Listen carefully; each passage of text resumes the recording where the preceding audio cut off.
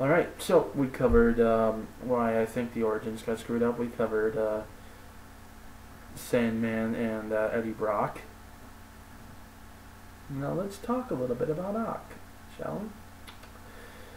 Dr. Octopus, in this movie, in these movies, he is a physicist, a brilliant one, a groundbreakingly intelligent man who is trying to come up with a new energy source. It'll be self-sustaining energy. Will be all fossil fuels. Will be all solar power. Will be all everything. It's going to be a permanent self-sustained, fusion reaction. Bye bye nuclear power plants. Bye bye coal. Bye bye fossil. All that. We're going to have viable fusion, which can quite literally be fueled by anything. So no chance of ever running out of power here.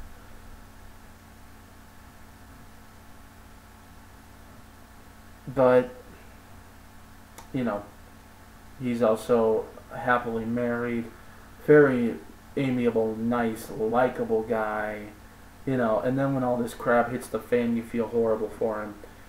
His wife is killed. The arms that he designed and gave artificial intelligence for some reason, even though he created a pathway to control them with his brain for whatever other reason, but then gave it AI, and so he had to protect his own brain from the AI, even though it wasn't even a brain link, it was a neural link, so the most it would be able to do is affect his body somehow, not his mind, but whatever, we won't get into... Okay, I'm not... it made no sense, okay, but whatever. Fake science, okay, let's move on. And, the experiment goes wrong. He can't understand why, because he thought he did all these calculations so well.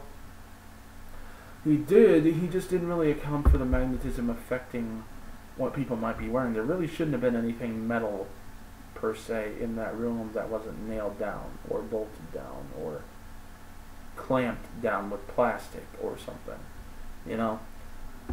The reporters, the press, the observers, they should have been asked to remove any and all metal objects from their person when they came in the room. You're dealing with something with a massive magnetic field. But, he can't understand that. These arms, they have a mind of their own. They kill the entire hospital crew that tries to remove them from his back. In a very Evil Dead-esque scene. And, they're influencing him, they're whispering in his ear, they're making him think irrationally, so in a way none of this is fully his fault. Now, what I want to get into is how he starts acting when he turns into a bad guy. Doc Ock is acting more like Spider-Man than Spider-Man. He's got the, cocky, attitude. He's making the jokes. He's got the cheesy grin that'll flash and then, do whatever. He's got the whole, glorious bastard thing going on that Spider-Man had. And he's more Spider-Man than Spider-Man, that's sad. But the whole arms thing, and then when he goes after Harry to get the tritium,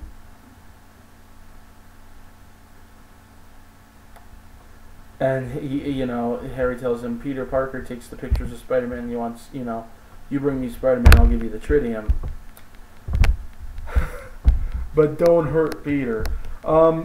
Even if he wasn't told to not hurt Peter, why he thought throwing a freaking car at him was going to do anything but kill his ass and keep him from learning where Spider-Man is, I don't know. But he does. Just best interrogation method ever. Fling a car at somebody. Which is another thing that doesn't make sense, because unless his powers are kicking in, there's no way he survives that. It was a very plot convenient moment. But, aside from that, it's like, oh my, I don't know. I don't even know. And then afterwards, when he gets Spider-Man and takes him back, does he let the girl go like he says he will? No.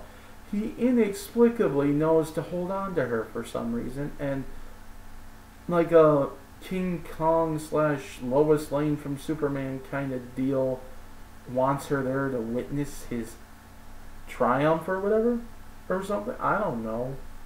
There's really no reason for him to still have her, though.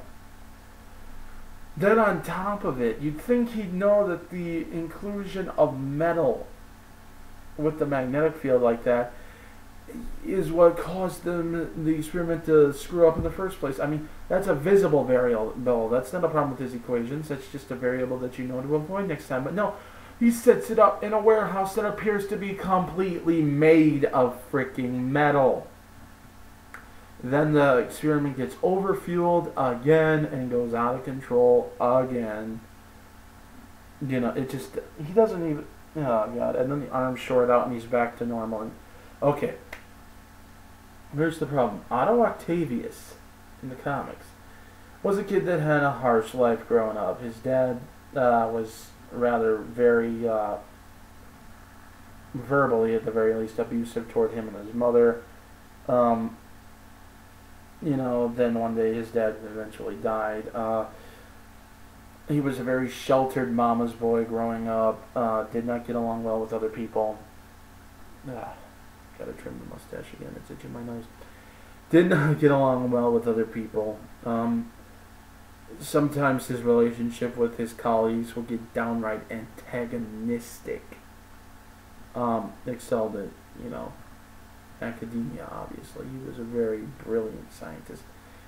Brilliant scientist, really. And he did eventually wind up falling in love with a girl, so to speak. One of his colleagues, one of the only ones who was nice to him, asked her to marry him, but then broke it off, but his mama didn't approve. Who his mother then went ahead and hitched up with someone else, and then when he tells her he disapproves, she has a heart attack and dies, and he blames himself. Then he retreats within his work again, but he was also a very arrogant man. He believed himself to be, it was the main source of the antagonistic relationship with his coworkers. He believed himself to be their superior, intellectually superior.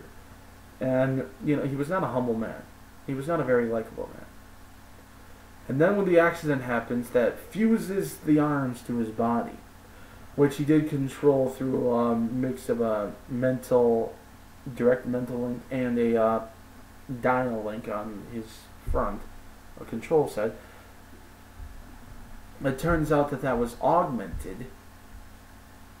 His brain was damaged, but it was not so much damaged as it was reconfigured. He could now control the arms purely telepathically. Even once they were removed from his body, he could control them telepathically over a distance. You know, he went a bit more crazy. He believed that his intelligence and now his newfound power actually made him superior to all humanity and thus gave him the right to more or less rule. You know, he's a very, very different person from what you see on screen. And now, to move on to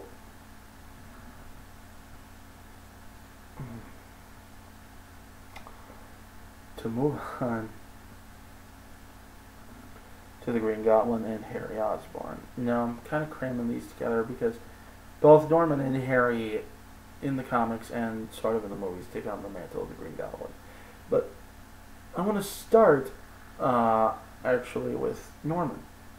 Now, Norman Osborn in the comics was always a bit of a crafty, devious, sharkish, mean businessman.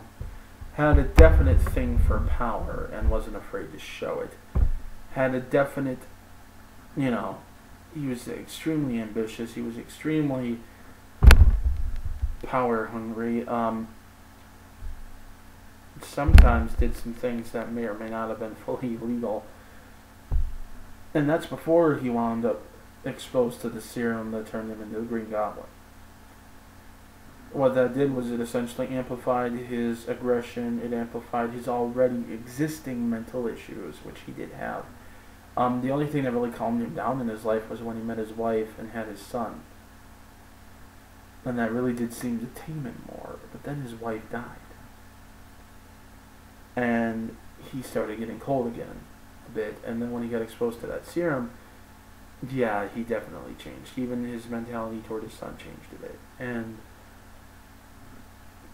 while he still loved him deep down, it just, it was something that he just kind of completely shoved off. Or at least part of him did. Anyway, that part of it did eventually die. He had an ambition in the comics to be the ruler of New York, both in the business community, the public eye, and the underworld, the criminal element. Now, in the movies, people will probably try to say that he had something similar. Accidental exposure to a serum made him go crazy, develop this split personality. His desires in his one mind were then acted upon by the other, and he wants to take over the city. Yes and no. Norman Osborn is abandoning subtlety in the movies. He wants to outright take over the city openly as the Green Goblin, as in just conquer it. I really don't know how that's going to work, given the existence of a military, given the existence of what have you. Now, it's quite different from the far more subtle and devious approach that he was going on in the comics. Now, when you get to the motivation, in the movies, his initial motivation is revenge. Getting revenge on his competitor, getting revenge on the guys who tried to sell his company out from under him. And before he even has his first spar with Spider-Man, mission accomplished in both cases. So they literally have to just invent a reason for him to keep going. Oh, well, he wants to take over the city. That isn't such an abrupt shift that makes no sense. And then knowing that there's only one person remotely capable of stopping him, what's he do? Let's capture him, but keep him alive and ask him to join us, even though he's completely at our mercy and we could end any and all threat to our conquest right here and now. See, he did do that in the comics to a degree. He'd even on occasion trick Spider-Man into helping him without Spidey knowing he was helping him. But the reason that he felt he needed that in the comics is because, there were elements of the underworld already in existence. There was the Kingpin's mob. There was Silvermane's mob. Hammerhead was, starting to come up, on the scene at the time. And then you had the existence, you had other supervillains out there. You had, there was Electro, there was Doc Ock, there was all that. Then you had even other superheroes, the Fantastic Four, Iron Man, all of this that, could have put the foot down on them, so to speak. So yeah, you had some issues there that you could kind of see why he'd want a superpowered partner. Plus, it didn't help that the public at large thought Spidey was a villain. They thought he was a criminal, which is one reason why he thought he'd, be an okay candidate to recruit. But nope, in the movie, no other superheroes, no other supervillains, no even hinting of any kind of underworld that he has to contend with. He just wants Spidey to join him just cause. And so even though he has the only threat, or what he believes to be the only threat to his victory in his clutches, and he could just kill him and completely end any and all threat, nope, gotta let him go and see if he'll join us. I tell him the city will come to hate him, and to back us up, we have a single newspaper headline and a population that still loves Spider-Man. I'm gonna get into why that's a problem in this next part.